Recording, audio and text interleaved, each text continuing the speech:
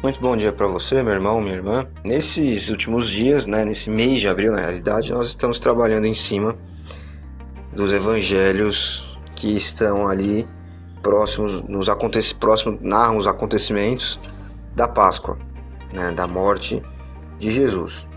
E hoje nosso texto está em Mateus, capítulo 26, dos versículos 31 até o 35, onde Jesus afirma que uma profecia se cumprirá, uma profecia que diz assim: ferirei o pastor e as ovelhas do rebanho serão afugentadas. E ele afirma que depois de ressuscitar, estará à frente dos discípulos em direção da Galileia. E os discípulos ali, primeiramente Pedro, fala que não vai abandonar Jesus de maneira nenhuma, e todos os outros discípulos dizem o mesmo aqui no versículo 25, No 34, Jesus afirma para Pedro que 3 vezes ele negará, não só negará, como negará 3 vezes que conheceu Jesus. E isso é muito interessante porque a nossa vida ela é um pouco disso aqui que está narrado nesse trecho. Nós, quando nos afastamos de Deus, quando nós erramos, quando nós falhamos, nós estamos como que traindo a Jesus, E Pedro, ele foi um dos principais apóstolos aí depois que Jesus ressuscitou e foi assunto aos céus. E mesmo assim, o passado dele, a vida pregressa dele, não deixa de contar com um episódio vergonhoso como esse, onde ele covardemente negou a Cristo. Então acho que uma primeira reflexão que a gente pode fazer aqui é uma aproximação da nossa vida. Nós, quando erramos, quando nós pecamos, ou quando nós, por livre e espontânea vontade, queremos viver uma vida longe de Cristo, à margem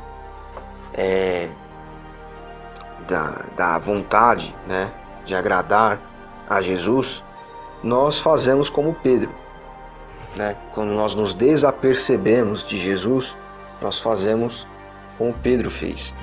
Contudo, da mesma forma como aconteceu com Pedro, acontece conosco.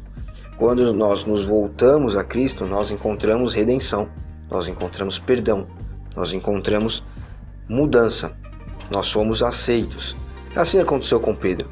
Ele tinha tudo para ser um principal ali dos discípulos, a ser marginalizado, esquecido. Mas, no entanto, o Espírito Santo, Jesus Cristo, por meio do Espírito Santo, faz dele o principal dos pregadores ali em Atos, um dos principais dos propagadores da mensagem em Atos. E nós sabemos, pela história da igreja, que, pela tradição da igreja e pela história, que posteriormente Pedro morre inclusive crucificado e pede para ser crucificado de ponta cabeça, porque ele não se achava digno de ser morto da mesma forma que Jesus. Então isso aqui é muito interessante nesse texto que nós estamos trabalhando hoje.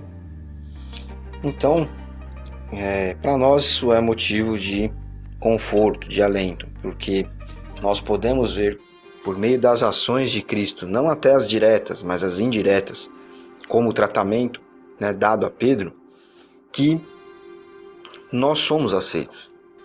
Nós podemos viver de maneira tranquila, sabendo do amor de Deus por nós.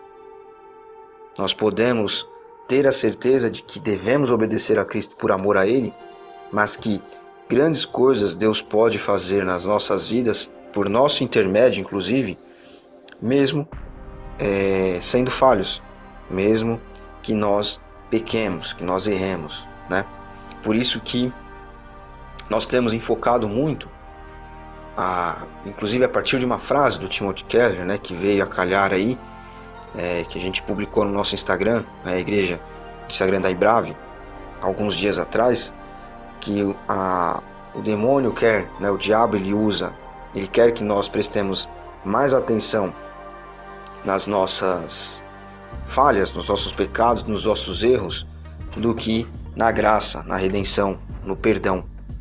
Porque aí nós começamos a olhar para aquilo que não merece a nossa atenção, né? Nós não temos que nos sentir mal e pesados por conta dos nossos erros, mas nós temos que olhar para a graça.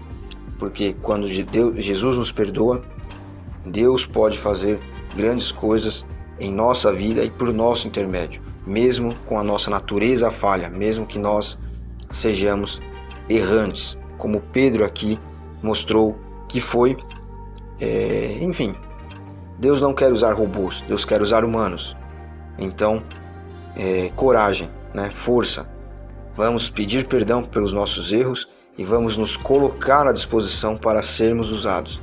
Deus não vai deixar de trabalhar neste mundo pelo seu intermédio, né? Por intermédio de você que está aí me ouvindo, por conta da sua natureza humana.